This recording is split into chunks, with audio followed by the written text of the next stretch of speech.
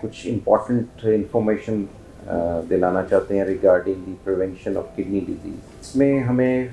کچھ چیزیں بہت اہم ذہن میں رکھنی پڑے گی کہ پاکستان جو ہے وہ ایک سٹون بیلٹ میں آتا ہے اور بہت سارے پیشنٹس جو کڈنی فیلئر میں ہیں وہ سٹون ڈیزیز کی وجہ سے ہیں. اور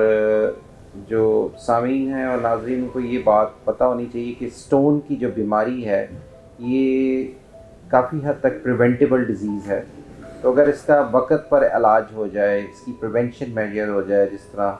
اگر سٹون جو ہے وہ رکاوٹ والا نہیں ہے تو نمک کی کمی اختیار کی جائے، پانی کی مقدار بڑھائی جائے اور ڈائٹری اور لائف ماڈیفکیشنز کی جائیں، اور ساتھ میں کچھ ضروری ادویہ ہوتی ہیں ہائیڈروکلورothiazide اور اسی طرح سولوشن جس میں یورین جو ہے وہ الکلین ہو جاتا ہے، تو اس سے فیوچر میں سٹونز بنتے بھی بڑھ رہے ہیں اور مریض کو پرابلم بھی کم کرتے ہیں. اسی طرح اگر کوئی رکاوٹ والی پتھری ہے تو اس کا فوراً علاج، کیونکہ اگر گردے میں رکاوٹ لمبے عرصے کے لیے ہو جائے گی تو وہ گردے کو فیل کر دے گی، اس کو کمزور کر دے گی، اس میں انفیکشن کر دے گا اور بالآخر مریض وہ ڈائلسس، اس کو گردے واش کرنے جو کہتے ہیں ڈائلسس، یا خون کی صفائی یا گردے کی تبدیلی یا کڈنی ٹرانسپلانٹ کی طرف جانا پڑے. پہلی تو بات یہ کہ سٹون ایک قابل علاج مرض ہے، پریونٹیبل مرض ہے، ہمارے ملک میں بہت کامن ہے اور نگلیکٹڈ ہے. لائف سٹائل ماڈیفیکیشن، ضروری ادویات، ڈاکٹروں کو پہلے دکھانے سے یہ ڈیزیز پر کسی حد تک قابو پایا جا سکتا ہے. نمبر 2 جو امپورٹنٹ بات ہے کہ بلڈ پریشر جو ہے بہت ڈیولپنگ کنٹریز میں اور ڈیولپڈ کنٹریز میں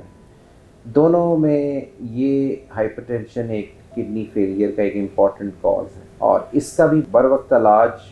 اور اس سے بچاؤ کے لیے دوائیاں ریگولر بنیاد پہ، یہ نہیں کہ ایک دن دوائی کھا لی اور چھوڑ دی، کیونکہ ہائپر ٹینشن جو ہے یہ it is a controllable disease, یہ کنٹرول ہونے والی بیماری ہے، یہ جڑ سے نہیں ختم آنے، اس کا ٹریٹمنٹ لائف لانگ ہے. اور بی پی ان مریضوں میں 130/80 آپ رکھیں تو آپ ان کی لانگ ٹرم یا جو آگے آنے والی دیر عرصہ کی کمپلیکیشنز لائک کڈنی فیلئر یا ہارٹ فیلئر یا فیوچر میں دماغ کی شریان کا پھٹ جانا، ان سے آپ پریونٹ کر سکتے ہیں. تیسری بات جو اہم ہے کہ شوگر کا بھی بر وقت تشخیص اور شوگر کا بھی بر وقت علاج، کیونکہ 25% آف شوگر کے مریضوں کو 20 سال کے بعد شوگر کے کڈنی فیلئر ڈیولپ ہو جائے گا. تو اس میں جو اونلی چیز جو ہمیں پریونٹ کر سکتی ہے کہ یہ جو 100 میں سے 20% یا 25% کو 20 سال کے بعد کڈنی فیلئر نہ ہو، وہ یہ ہے کہ ان کی ڈائبٹیز اسٹرکٹلی کنٹرول ہو، اسٹرکٹلی مانیٹر ہو، جو ادویہ ان کو لے رہے ہیں وہ ان سے ان کی شوگر کنٹرول ہو اور اس میں اضافہ ہوا ہو اور ڈاکٹر کے انڈر علاج ہو. شوگر کے مریضوں میں شوگر کا کنٹرول اور بلڈ پریشر کا کنٹرول اس بیماری کو کسی حد تک اس کا کڈنی فیلئر یا باقی کمپلیکیشن جس میں نروز کی کمزوری ہے یا شریانوں کی کمزوری ہے یا شریانوں کا بند ہو جانا، اس کو کسی حد تک روک سکتا ہے. چوتھی اہم بات جو میں کرنا چاہتا ہوں جو بہت ہے امپورٹنٹ، یہ کہ ہمارے ینگ لڑکے ہمارے پاس کڈنی فیلئر کے لیے آتے ہیں اور ہم ان کو کچھ نہیں کر سکتے. ہوتا یہ ہے کہ ان کو کئی سال پہلے پاؤں پہ سوزش یا بلڈ پریشر کی ہوا ہوتا ہے، تو اٹ سیلف وہ گردے کی سوزش ہوتی ہے اور وہ تشخیص کے بغیر چلی جاتی ہے اور اس وقت ہمارے پاس پہنچتے ہیں کہ جب ان کا علاج ممکن نہیں ہوتا. تو جب بھی ینگ پاپولیشن میں کوئی بلڈ پریشر کی تشخیص ہو، گردے کی پیروں میں سوجن یا ورم یا آنکھوں کے گرد ورم، تو ان کو جلدی کڈنی کے معالج سے کی طرف ریفر کرنا چاہیے، کیونکہ مرض اس وقت جب شروع ہوتی ہے گردے کا مرض جس کو ہم گلومیرولونیفرائٹس کہتے ہیں، تو اس وقت یہ مرض قابل علاج ہو سکتی ہے. اس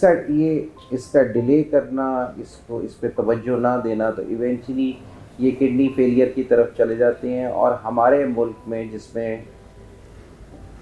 ریسورس کی کمی ہے، معاش کی کمی ہے، ان مریضوں کے لیے نہ ڈائلسس سینٹر بن سکتے ہیں، نہ ہی یہ مریض ٹرانسپلانٹ ہو سکتے ہیں. آخری بات جو میں کرنا چاہتا ہوں وہ یہ کہ جن مریضوں کو اگر ڈائلسس کی ضرورت ہے اور وہ اس کو افورڈ کر سکتے ہیں تو وہ اس کی تیاری بر وقت کریں، نہ کر کے آخری حد تک اس کو چھوڑ دیں، کیونکہ پھر مریض کو بچانے کے چانسز کم ہو جاتے ہیں. بر وقت ایک چھوٹا سا آپریشن ہاتھ میں ہوتا ہے جس کو ہم فسچولا کہتے ہیں. جو لوگ مریض ان چیزوں کو افورڈ کر سکتے ہیں وہ اس چیز سے نہ گھبرائیں اور ڈائلسس کو کریں. جو نہیں افورڈ کر سکتے وہ پھر اپنے سرکمسٹانسز یا سوشل کے تر متعلق چلیں. شکریہ.